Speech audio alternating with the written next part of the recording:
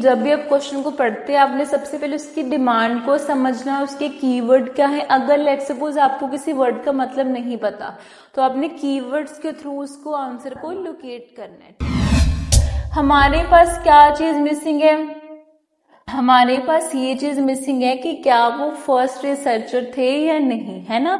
तो अगर हमारे पास इंफॉर्मेशन हाफ होती है, we have half information, that means उस केस में हमारा आंसर फिर क्या होता है, हमारा answer would be, our answer would be not given.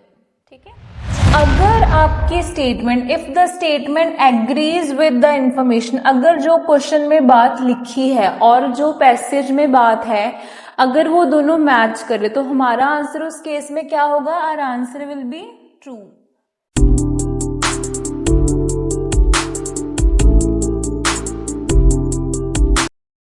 Hello everyone, welcome to elevation. I hope you all are preparing for your IELTS. And हमने previous videos में डिस्कस किया था रीडिंग के अलग अलग एस्पेक्ट्स के बारे में, आज हमने उनको फर्दर डिटेल में डिस्कस करना। So before further delay let's just move to a video. तो आज का हमारा जो टॉपिक है वो है हमारा ट्रू फॉल्स नॉट गिवन। हमने पहले भी ट्रू फॉल्स नॉट गिवन पर डिटेल वीडियो बनाई, अगर आपने वो नहीं देखी मेक श्योर कीजिए कि आप उस वीडियो को भी चेक कीजिए। ठीक है, चलिए ट्रू फॉल्स करने से पहले अगेन हम डिस्कस करेंगे पहले कि ट्रू कब होगा आंसर, हमारा फॉल्स कब होगा, हमारा आंसर नॉट गिवन कब होगा। चलिए, तो हमने डिस्कस किया था ट्रू, अगर आपकी statement, if the statement agrees with the information, अगर जो क्वेश्चन में बात लिखी है और जो पैसेज में बात है अगर वो दोनों मैच करे तो हमारा आंसर उस केस में क्या होगा, our answer will be true. अगर हमारी स्टेटमेंट कॉन्ट्राडिक्ट, मतलब जो पैसेज में बात लिखी है और जो क्वेश्चन में बात लिखी है अगर उसे कॉन्ट्राडिक्ट कर रही है, उसके ऑपोजिट है, तो हमारा आंसर वहां पर क्या होगा, हमारा आंसर होगा फॉल्स। ठीक है, उसके बाद आता है हमारा नॉट गिवन। हमारा आंसर नॉट गिवन कब होगा, अगर वहां पर कोई इंफॉर्मेशन नहीं है, if there is no information on the topic, अगर टॉपिक पर कोई इंफॉर्मेशन नहीं है या फिर हाफ इंफॉर्मेशन है, तो इस केस में हमारा आंसर क्या होगा, नॉट गिवन। ठीक है, आई होप आपको ये चीज क्लियर होगी, क्योंकि जब भी आपने इसको अटेम्प्ट करना है आपने इन्हीं चीजों का ध्यान रखना है। ठीक है, चलिए अब हम सबसे पहले क्वेश्चन पर जाते हैं। सबसे पहले फर्स्ट क्वेश्चन को देखते हैं, उसको उसकी डिमांड को पढ़ेंगे कि क्या लिखा है। ठीक है, अब फर्स्ट में क्या लिखा है, polar bears suffer from various health problems. कहते हैं जो पोलर बियर्स होते हैं उनको बहुत सारी प्रॉब्लम से वो सफर करते हैं due to the buildup of fat under their skin. तो कहते हैं जो पोलर बियर्स होते हैं ना उनको ना हेल्थ इश्यूज आते हैं। अब हेल्थ इश्यूज क्यों आते हैं, क्योंकि उनकी जो स्किन होती है, जो उनमें बिल्टअप फैट होता है अंडर देयर स्किन, फैट की वजह से उनको बहुत सारे हेल्थ इश्यूज आते हैं। तो अगर तो उनको हेल्थ इश्यूज आते हैं ड्यू टू फैट तो हमारा आंसर ट्रू होगा, बट अगर उससे कॉन्ट्राडिक्शन हो रही तो हमारा आंसर क्या आएगा, फॉल्स। ठीक है, चलिए अब सबसे पहले हमने ढूंढना है कि पोलर बियर्स की बात कहां पर है और क्या वो वेरियस प्रॉब्लम को उनको फेस करते हैं या नहीं। चलिए, polar bears are being increasingly threatened by the effects of climate change। कहते हैं क्लाइमेट चेंज की वजह से पोलर बियर बहुत ज्यादा इफेक्ट हो रहे हैं, but their disappearance could have far reaching consequences. They are uniquely adapted to the extreme conditions. कहते हैं जो पोलर बियर्स होते हैं वो ना एक्सट्रीम मतलब टफ कंडीशन को भी अडेप्ट कर लेते हैं of the architect circle where temperature can reach 40 degree Celsius. अब देखो माइनस में है। अब क्वेश्चन की डिमांड में तो ये बोला कि पोलर बियर्स को बहुत सारे हेल्थ इश्यूज आते हैं, हमने ये चीज ही ढूंढनी है। अब यहां तक हमें कोई इन्फॉर्मेशन नहीं मिली, आगे फर्दर आते हैं। One reason for this is that they have up to 11 centimetres of fat. ये देखिए अब यहाँ पर हमें किसकी बात मिल गई है, फैट। क्वेश्चन में भी क्या लिखा है कि उनमें बिल्ट अप फैट होती, right. So they have fat underneath their skin.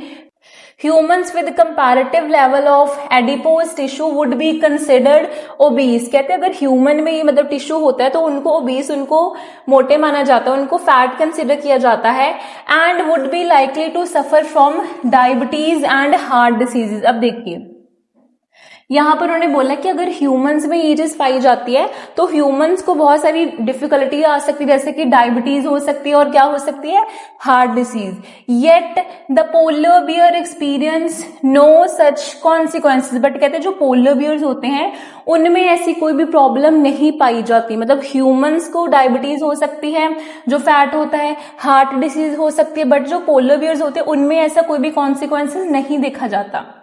That means due to fat उनकी बॉडी में किसी भी तरह की दिक्कत नहीं आती। बट यहां पर क्या लिखा है, polar bear suffer from various health problems due to built up fat underneath their skin. कहते हैं जो उनकी स्किन में फैट होता है उनकी वजह से वो वेरियस प्रॉब्लम को सफर करते हैं। बट यहां पर बोला उन्होंने there is no such consequences. तो दैट मीन्स हमारी जो स्टेटमेंट है, हमारा जो क्वेश्चन है और जो हमारा पैसेज, वो क्या कर रहे हैं, दोनों आपस में क्या कर रहे हैं, कॉन्ट्राडिक्ट। देयरफॉर अगर कॉन्ट्राडिक्शन हो रही है तो फिर हमारा आंसर यहां पर क्या होगा, our answer would be false. ठीक है, चलिए आई होप आपको ये चीज क्लियर होगी हो। अब हम नेक्स्ट क्वेश्चन पर मूव करते हैं।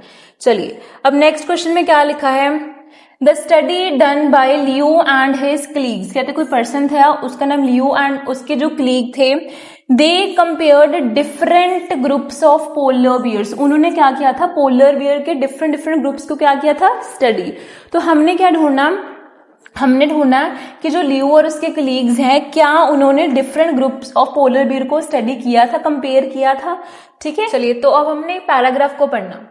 2014 study by Shiping Liu and his colleague. कहते जो लियो था और उसके क्लीग थे, उन्होंने ना एक स्टडी की थी। It shed light on this mystery. They compared, उन्होंने क्या किया था, कंपेयर्ड किया था genetic structure of polar bears. उन्होंने कहते जो पोलर बियर थे उसके जेनेटिक स्ट्रक्चर को क्या किया था, कंपेयर किया था with that of their closest relative. किसमें लिखा उन्होंने, क्लोजेस्ट रिलेटिव। कहते जो उनके सबसे करीबी रिलेटिव थे, मतलब जो उनके ही कैटेगरी के पोलर बियर्स थे, क्लोजेस्ट रिलेटिव थे from a warmer climate, the brown bears. तो कहते जो ब्राउन बियर उनके क्लोजेस्ट रिलेटिव थे, मतलब उनके जैसे ही थे, तो उन्होंने उनके जेनेटिक स्ट्रक्चर को कंपेयर किया था। अब यहाँ पर लिखा है क्लोजेस्ट रिलेटिव, बट यहाँ पर क्या लिखा कि जो स्टडी होती है उसने कंपेयर क्या किया था, डिफरेंट ग्रुप्स को। बट वहां पर बोला कि जो उनके जैसे सेम क्लोजेस्ट थे। दैट मीन्स हमारा क्वेश्चन और हमारा पैराग्राफ क्या कर रहा है, कॉन्ट्राडिक्शन। तो जब हमारे पास कॉन्ट्राडिक्शन हो रही है तो उस केस में हमारा आंसर क्या होगा, our answer would be false. ठीक है, चलिए अब हमने नेक्स्ट क्वेश्चन की तरफ मूव करना। आई होप आपको ये वीडियो क्लियर हो रही हो। अगर आपको कोई भी डाउट है, feel free to ask us in the comment section. ठीक है, चलिए अब हमने नेक्स्ट मूव करना है थर्ड क्वेश्चन पर। अब थर्ड क्वेश्चन अगेन हमने क्वेश्चन की डिमांड को समझना है कि उसमें क्या लिखा है, वर्ड्स को हाईलाइट करना है। ठीक है, चलिए Liu and his colleagues were the first researchers. कहते वो पहले रिसर्चर्स थे to compare polar bears and brown bear genetically. कहते polar bears and brown bears को जेनेटिकली कंपेयर करने वाले वो पहले ऐसे दोनों जो थे वो रिसर्चर थे, राइट। तो यहाँ पर ये चीज बोली है कि हमने ढूंढना कि क्या वो फर्स्ट रिसर्चर्स ऐसे थे जिन्होंने पोलर बियर को और ब्राउन बियर को कंपेयर किया था। चलिए जब हमने प्रीवियस क्वेश्चन को अटेम्प्ट किया था तो वहां पर हमने क्या पढ़ा था, हमने स्टडी पढ़ ली थी, राइट। हमने स्टडी में यहाँ पर पढ़ लिया था कि उन्होंने कंपेयर किया था, किसको कंपेयर किया था, पोलर बियर को क्लोजेस्ट रिलेटिव जो थे ब्राउन बियर्स के साथ कंपेयर किया था। अब हमने ढूंढना क्या कि क्या जो थे वो फर्स्ट रिसर्चर थे। अब आगे पढ़ लेते हैं। This allowed them to determine the genes that have allowed polar bears to survive in one of the toughest environment on earth। कहते हैं इससे उनको पता चला कि वो जीन्स को डिटरमाइन करेंगे जो हेल्प करेगा पोलर बियर को सरवाइव करने में। बट यहाँ पर ये तो कोई बात नहीं चल रही कि वो फर्स्ट रिसर्चर थे। ठीक है, आगे हम पढ़ लेते हैं। Leo and his colleagues found the polar bears had a gene known as APOB। तो आगे उन्होंने जीन्स के बारे में बात चली। दैट मीन्स आगे पूरी जो स्टेटमेंट अगर आप देखोगे, अगर आप पूरा इसको पढ़ोगे तो कहीं पर भी यही बात हमें नहीं मिली कि वो फर्स्ट रिसर्चर थी, है ना। तो दैट मीन्स हाँ, जो उसके कलीग थे उसने रिसर्च भी की थी, पोलर बियर्स और ब्राउन बियर को दोनों को कंपेयर भी किया था। बट हमारे पास क्या चीज मिसिंग है, हमारे पास ये चीज मिसिंग है कि क्या वो फर्स्ट रिसर्चर थे या नहीं, है ना। तो अगर हमारे पास इंफॉर्मेशन हाफ होती है, we have half information, that means उस केस में हमारा आंसर फिर क्या होता है, हमारा answer would be, our answer would be not given. ठीक है, चलिए अब हम नेक्स्ट क्वेश्चन पर मूव करते हैं। अगेन जब भी आप क्वेश्चन को पढ़ते हैं आपने सबसे पहले उसकी डिमांड को समझना, उसके कीवर्ड क्या है। अगर लेट्स सपोज आपको किसी वर्ड का मतलब नहीं पता तो आपने कीवर्ड्स के थ्रू उसको आंसर को लोकेट करना है। ठीक है, चलिए polar bears are able to control their level of bad cholesterol. कहते हैं जो पोलर बियर्स होते हैं वो ना जो बैड कोलेस्ट्रॉल होते हैं उसको कहते हैं कंट्रोल कर लेते हैं बाय जेनेटिक मीन्स। मतलब वो जेनेटिकली ऐसे बने होते हैं कि उनका जो बैड कोलेस्ट्रॉल होता है उसको वे कहते हैं खुद में खुद कंट्रोल कर लेते हैं। ठीक है, अगर तो क्वेश्चन के बाद हमें पैसिव में मिलती है कि हाँ वो बैड कोलेस्ट्रॉल को कंट्रोल कर ले, तो हमारा आंसर वहां पर क्या आएगा, our answer would be true. But अगर कुछ ऑपोजिट हो रहा होगा तो फॉल्स होगा, अगर हाफ इन्फॉर्मेशन होगी तो answer would be not given. ठीक है, चलिए, polar bears are able to control the level of bad cholesterol, वो बैड कोलेस्ट्रॉल को कहते हैं कंट्रोल कर लेते हैं बाय जेनेटिक मीन्स। चलिए, अब हमने लास्ट कहां पर इसको लीव किया था, हमने लास्ट जो किया था हमने यहां पर छोड़ दिया था, अब हमने नेक्स्ट पढ़ना है। अच्छा, ट्रू फॉल्स नॉट गिवन में ये होता है कि मोस्टली ये होते हैं सीक्वेंस में, तो ऑब्वियसली अगर आपका आंसर जो पहले थर्ड आंसर था जहां पर आपने फर्स्ट सेकंड थर्ड आपने कर दिया, उसके बाद ही आपका नेक्स्ट फोर्थ होगा, तो आप उसी लोकेशन से आगे कंटिन्यू करोगे, इससे आपका टाइम सेव होगा, राइट। चलिए, Liu and his colleagues found the polar bears had a gene known as APOB। कहते जो पोलर बियर्स है उनको लगा था कि उनमें एक जीन है जिसको क्या बोला गया है, APOB, which reduce level of low density lipoprotein LDL। कहते जो पोलर बियर्स होते हैं उनमें एक जीन होता है जिसको क्या बोलते हैं, एपीओबी। ठीक है, जो रिड्यूस करता है लेवल को किसी चीज को, जिसको क्या बोला है, एलडीएल। अब एलडीएल क्या है उसके बाद उन्होंने बताया, एलडीएल क्या है, it is a form of bad cholesterol. तो कहते हैं पोलर बियर्स में एक जीन होता है, दैट मीन जेनेटिकली उनमें एक चीज होती है, जीन होता है जो कि एपीओबी होता है, जो किसको रिड्यूस करता है, which reduce the level of, किसको करता है, बैड कोलेस्ट्रॉल, और वो किसके फॉर्म में होता है, एलडीएल की फॉर्म में, राइट। अब यहां पर क्या लिखा है, polar bears are unable to control their level of bad cholesterol by genetic means। that means मेरे को यहाँ पर जीन्स की बात भी मिल गया, ये भी पता चल गया कि वो अपने बैड कोलेस्ट्रॉल को क्या करते हैं, कंट्रोल। तो मेरे को जो क्वेश्चन में बात चल रही है और जो पैसिव में बात है वो दोनों मैच कर रहे हैं, तो therefore my answer would B, हाँ जी, आंसर वुड बी क्या होगा हमारा, ट्रू। ठीक है, चलिए अब हम नेक्स्ट क्वेश्चन पर मूव करते हैं। ठीक है, अब नेक्स्ट क्वेश्चन में अगेन हमने उसकी डिमांड को रीड करना, लोकेशन हमने साथ में वैसे चलना। ठीक है, female polar bears are able to survive. कहते हैं जो फीमेल पोलर बियर्स होते हैं they are able to survive, वो सर्वाइव कर सकते हैं फॉर अबाउट 6 मंथ। कहते हैं वो 6 मंथ तक सर्वाइव कर सकते हैं विदाउट एनी फूड, बिना फूड के वो 6 मंथ तक क्या कर सकते हैं, सर्वाइव कर सकते। कौन सर्वाइव कर सकते हैं, फीमेल पोलर बियर। ठीक है, अब हमने ढूंढना कि क्या जो फीमेल पोलर बियर है वो 6 मंथ तक बिना फूड के सर्वाइव कर सकते हैं या नहीं, राइट। चलिए अब हमने यहां से पढ़ना शुरू कर देना। ठीक है, अब अच्छा मैंने ना ढूंढना है फीमेल पोलर बियर। अगर तो आप अपना टाइम सेव करना चाहते हो तो आपने हमेशा कीवर्ड्स के थ्रू जाना। अब अगर मैं इसको देखूं तो मैंने सबसे पहले फर्स्ट लाइन में देखूं तो मेरे को मिला नहीं, यहां से स्टार्ट होता है फीमेल पोलर, है ना।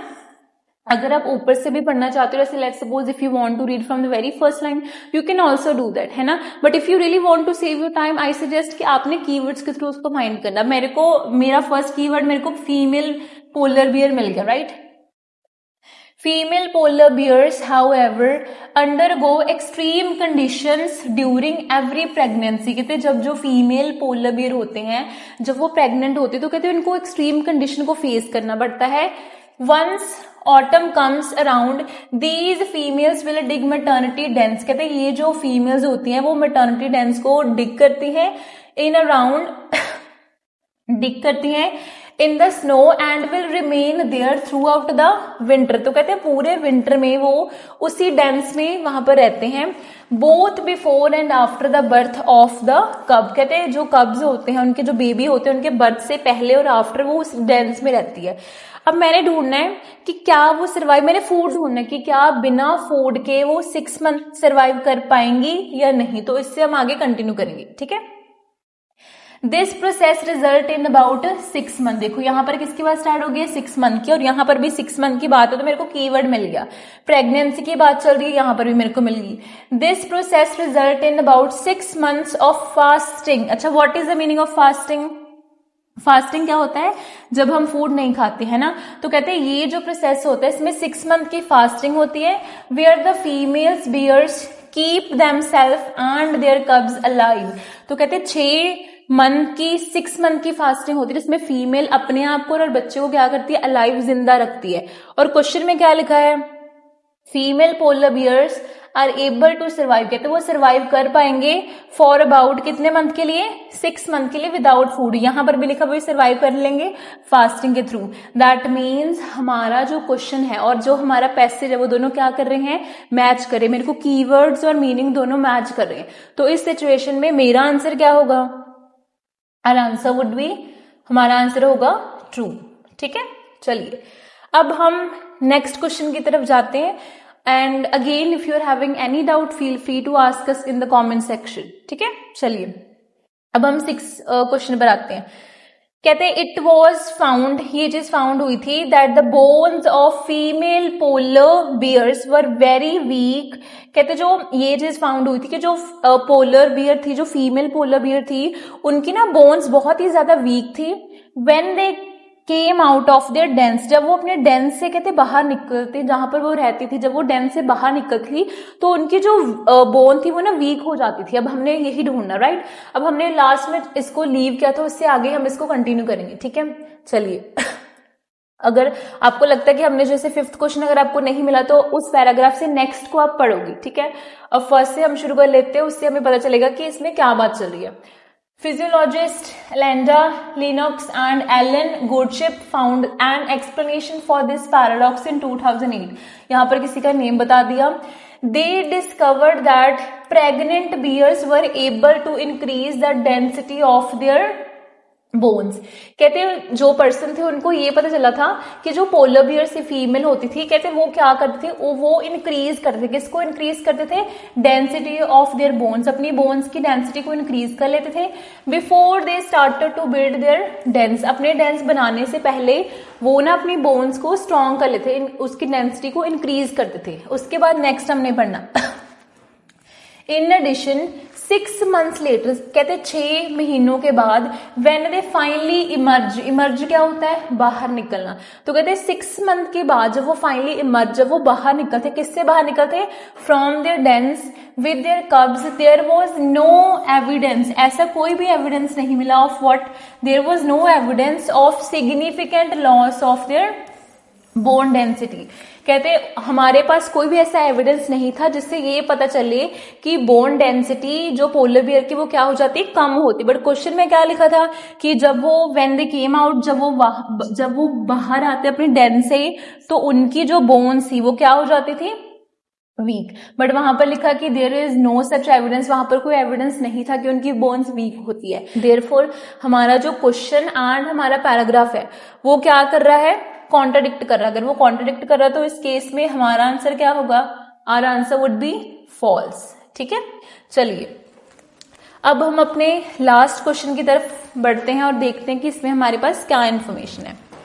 अब लास्ट क्वेश्चन में क्या लिखा है, the polar bears mechanism for increasing bone density. कहते हैं जो पोलर बियर का मैकेनिज्म होता है जिससे कोप अप करते हैं for increasing bone density, it could also be used by people one day. कहते हैं जो पोलर बियर्स का मैकेनिज्म होता है ना जिससे वो अपनी बोन डेंसिटी को इंक्रीज करते हैं, इसको ह्यूमन भी, पीपल भी एक दिन यूज कर सकते हैं, है ना।